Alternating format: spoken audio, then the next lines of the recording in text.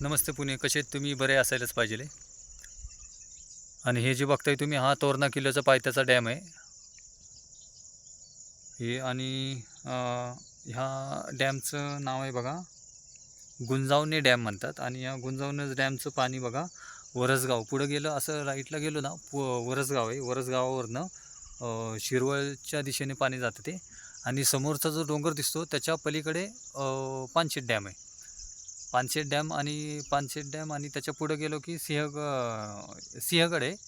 आणि त्याच्या पायथ्याला आपलं हे डॅम आहे, आपला कुठला डॅम,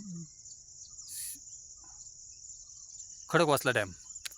आणि ते आपलं पुण्याला जातं ते पाणी याच्या पुढं. आणि पुण्यापासून हेचं अंतर आहे 50 किलोमीटर, जायला 50 यायला 50.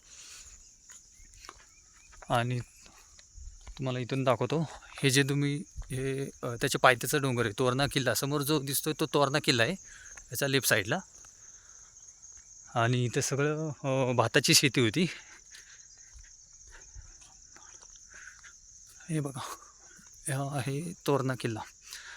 आणि इथे येण्यासाठी तुम्हाला 2 ते 2200 रुपये खर्च येतो.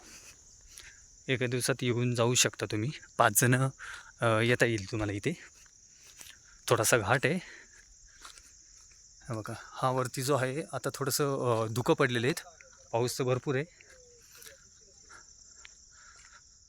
आणि हे ज्या छोटे छोटे ही दुकानं दिसतात ही ना, चहा वगैरे काही भेटतं इथं. आता आम्ही पोहे आणि चहा पिलो. पोहे 50 रुपयाला होते, चहा 10 रुपयाला होता. आणि इथं पार्किंगची फी लागते. ही पार्किंगचं पॉईंट आहे. ह्या पार्किंगमध्ये 50 रुपये लागतात. आणि वरती जर जायचं म्हणलं इथं पार्किंगमधून गाडी लावतात. आणि इथून वरती ट्रॅक करायचं म्हणलं तर 1 ते 1.5 तासाचा ट्रॅक आहे वरती जाण्यासाठी. आणि उतरताना काय सोपं आहे, म्हणजे अर्धा तासात उतरू शकतो आपण. ही त्याच्या पायथ्याची जागा आहे. हा सगळा वरती मग तुम्ही तोरणा किल्ला येतो लांबपर्यंत. बघा, ही पार्किंगची जागा आहे.